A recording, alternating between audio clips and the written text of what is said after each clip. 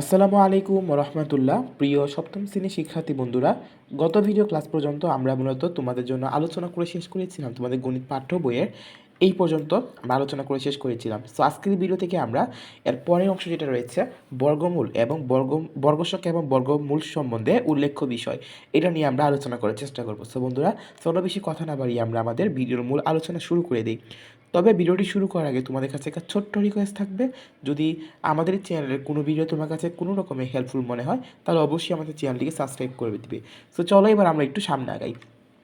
ফার্স্টে বলা হয়েছে কোনো সংখ্যার একক স্থানীয় অঙ্ক থেকে শুরু করে বাম দিকে এক অঙ্ক পরপর যতটি ফুটা দেওয়া যায় এর বর্গমূলের সংখ্যাটি তত অঙ্ক বিশিষ্ট। আচ্ছা, আমরা সামনে আগালেই তোমরা একটু বুঝতে পারবা। লক্ষণীয় যে 81, এটা 81 একটা বর্গ সংখ্যা, এটাকে আমরা বর্গমূল করলে কত পাবো? 9 পাচ্ছি, তাই না? এক অঙ্ক বিশিষ্ট, এখানে ফুটার সংখ্যা কিন্তু একটা, কারণ বাম পাশ থেকে আমরা হিসাব করতেছি। বাম পাশ থেকে 81কে যদি আমরা হিসাব করে আসি, একটু খেয়াল করো কী বলা হয়েছে। একক স্থানীয় অঙ্ক থেকে শুরু করে বাম দিকে এক অঙ্ক পরপর যতটি ফুটা দেওয়া যায়। সো 81 ক্ষেত্রে একে ফুটা দিলাম, এরপরে কিন্তু 8-এর পরে একটা সংখ্যা ফুটা দেওয়ার কথা ছিল। সো 8-এর আগে কিন্তু আর কোনো সংখ্যা নাই, তাই না? তাহলে আমরা এখান থেকে একটা সংখ্যার উপর ফুটা দিতে পারছি এবং ফুটার সংখ্যা কিন্তু একটা হইতেছে, সেই কারণে বলতে পারি 81-এর বর্গমূল হচ্ছে 9। আবার 100-এর ক্ষেত্রে কিন্তু আমরা দুইটা ফুটা দিতে পারবো। দেখো, বাম পাশ থেকে একটা ফুটা এবং একটা সংখ্যার পর আরেকটা ফুটা দিতে দেওয়া যাবে।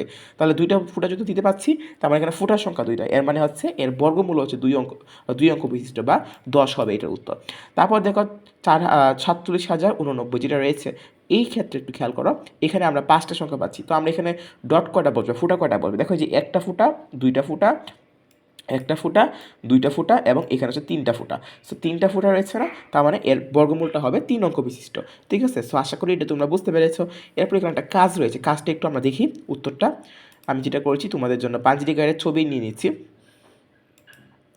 আচ্ছা, আমি মিস্টেক হয়েছে মনে হয়। আচ্ছা, আমি এখানে যেটা করতে পারি তোমাদেরকে একটু বলে দিই, তাহলেই হবে। দেখো, এখান থেকে আমরা যেটা করব, বাম পাশে প্রথম সংখ্যা যেটা রয়েছে, প্রথম সংখ্যা রয়েছে 31, 36। সো এখানে একদম ডান দিক থেকে আমরা এক ঘর পরে উপরে ফুটা দিব। সো ফার্স্টে ফুটা দিব হচ্ছে 6-এর উপর, এরপর 3-এ বসবে না, 3-এর আগে হচ্ছে 1, 1-এ বসবে একটা। 3-এর আগে যদি আরেকটা সংখ্যা থাকতো তাহলে বসতো, যেহেতু 3-এর আগে আর সংখ্যা নাই, তার মানে 3-এর আগে বসবে না। তার মানে এই সংখ্যাটা যেটা রয়েছে এর বর্গমূলটা হবে 2 অঙ্ক বিশিষ্ট। ঠিক আছে? এটা হবে 2 অঙ্ক বিশিষ্ট। ঠিক আছে? এই উত্তরটা তোমরা একটু দেখে নিলে হবে।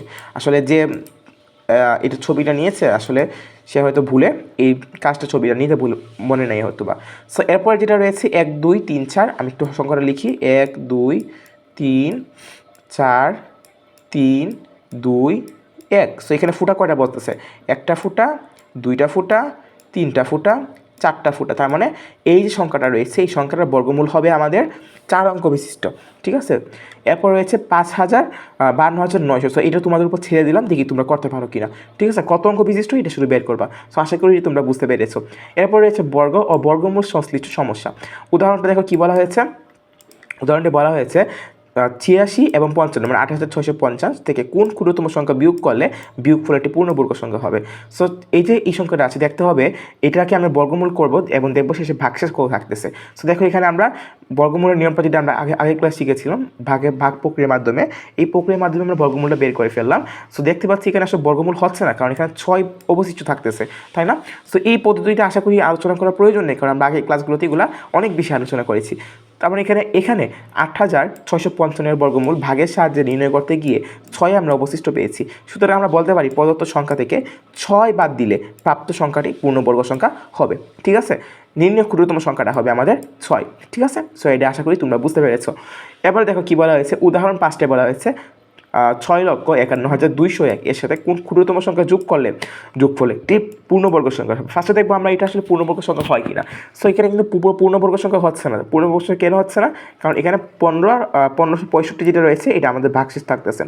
যেহেতু সংখ্যাটি বর্গমূল নির্ণয় করার সময় ভাগশেষ 1565 আছে, কাজেই প্রদত্ত সংখ্যাটি পূর্ণবর্গ সংখ্যা নয়। এর মানে এর সাথে যদি আমরা কোনো একটি ক্ষুদ্রতম সংখ্যা যোগ করি, যোগফল পূর্ণবর্গ করতে হবে এবং তখন এর বর্গমূলটা হবে হচ্ছে 806 যোগ 1 বা 807 হবে, তাই না? এর মানে হচ্ছে 807 বর্গ হচ্ছে 6,51,249 এবং নির্ণয় ক্ষুদ্রতম সংখ্যাটা হবে, এখান থেকে আমরা যেটা করবো 65,012 6,51,201কে বিয়োগ করে দিলে পাচ্ছি হচ্ছে 48।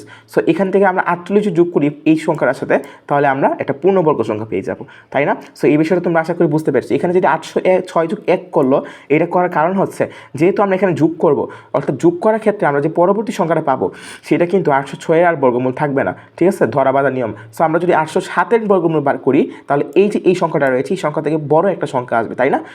এবং যেহেতু এর সাথে আমরা যদি একটা ক্ষুদ্রতম সংখ্যা যোগ করি, সেক্ষেত্রে একটা বড় সংখ্যা আসবে। সো সেই কারণে মূলত আমরা 807-এর বর্গমূল নিয়েছি, বা 806-এর পরে একটা সংখ্যা নিয়েছি, 806-এর পরেই সংখ্যাটা যেটা আছে ক্রমিক সংখ্যাটা, সেটার বর্গমূল বের করে নিব, ঠিক আছে? সো আশা করি এটা তোমরা বুঝতে পেরেছো।